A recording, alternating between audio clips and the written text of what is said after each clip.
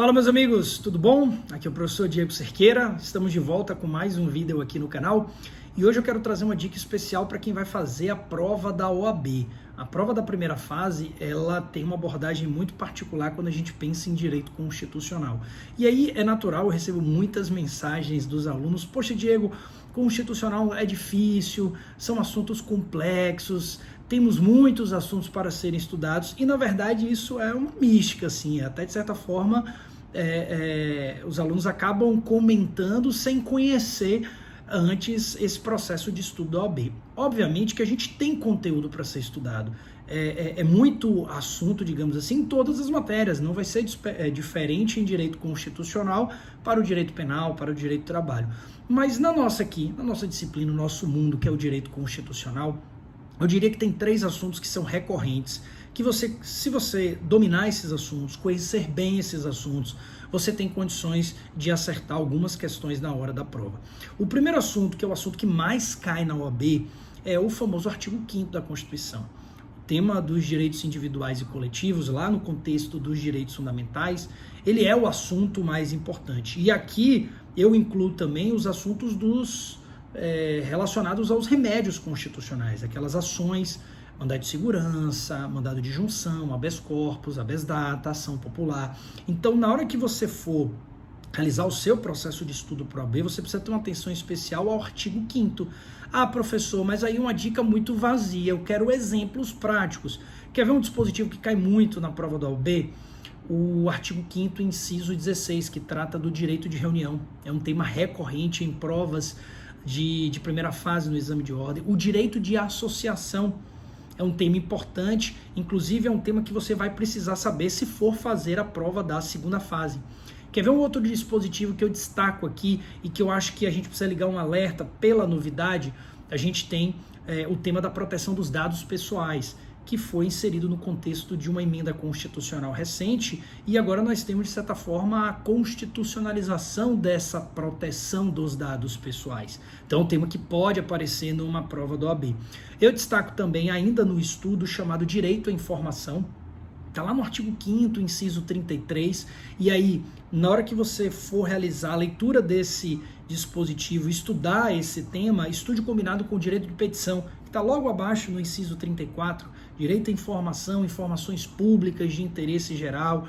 Se for informação pública, será que cabe habeas data? Será que cabe mandado de segurança? Então esse é um assunto que é interessante, que a OAB gosta de brincar e gosta de trazer numa prova de primeira fase. Poxa, quais são as informações sigilosas que eventualmente podem ser protegidas pelo sigilo? Então é um contexto que a gente vai precisar compreender numa prova de primeira fase, tá? E aí, virando a página no tema dos remédios, a gente tem 2 ações constitucionais que são de suma importância numa preparação para a OAB. Eu estou falando do tema do mandado de segurança, remédio constitucional muito usado na nossa prática, né, no dia a dia do advogado, e também a ação popular. A ação popular, inclusive, foi a peça cobrada na segunda fase do 37º exame de ordem. O examinador já percebeu que, através de casos práticos, ele pode trazer tanto o direito material que está sendo posto, ou eventualmente o direito material violado, e o instrumento cabível. E aí ele combina 2 elementos que são fundamentais para que você possa ser aprovado numa prova do OAB. Não basta saber apenas o direito e qual direito foi violado. É necessário também compreender qual é o instrumento cabível, qual é a ação constitucional, qual é o remédio, qual é a peça que eventualmente você pode utilizar na sua prática advocatícia para que você possa exercer direito do seu cliente. Então essa é a ideia que eu deixo para vocês. Eu destaco ainda no estudo da OAB o tema do controle de constitucionalidade e o tema da repartição de competências. Nosso modelo federativo tem uma característica muito própria, a divisão, né, de competências entre os entes federados ou entre os entes federativos, e a gente vai precisar compreender as disposições do artigo 21, o que é competência exclusiva, o que é competência privativa da União, por exemplo, quais são as matérias que ficam na seara municipal, artigo 30. E aí a FGV, ela gosta de trazer o tema do controle de constitucionalidade, relacionado com repartição de competências.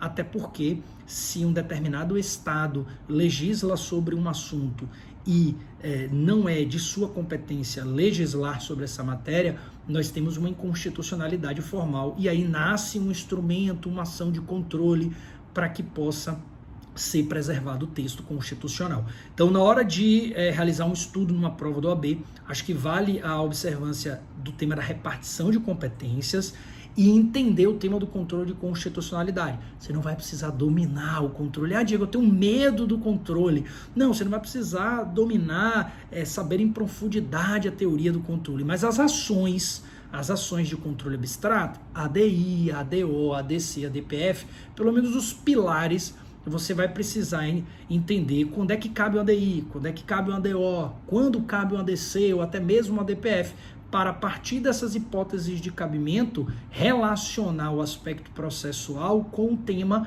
do direito material. Uma eventual violação de regra de repartição de competências pode impactar, por exemplo, uma ação de controle. Então são essas considerações que eu deixo aí para o aluno constitucionalista.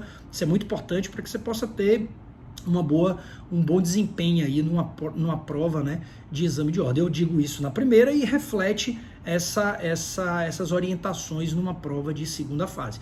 Se você gostou desse vídeo, aproveite para deixar seu like aqui e ative o sininho para que você possa receber outras dicas relacionadas aí a direito constitucional no nosso estudo do OAB, tá bom? Grande abraço a todos vocês e a gente se encontra numa próxima dica. Tchau, tchau!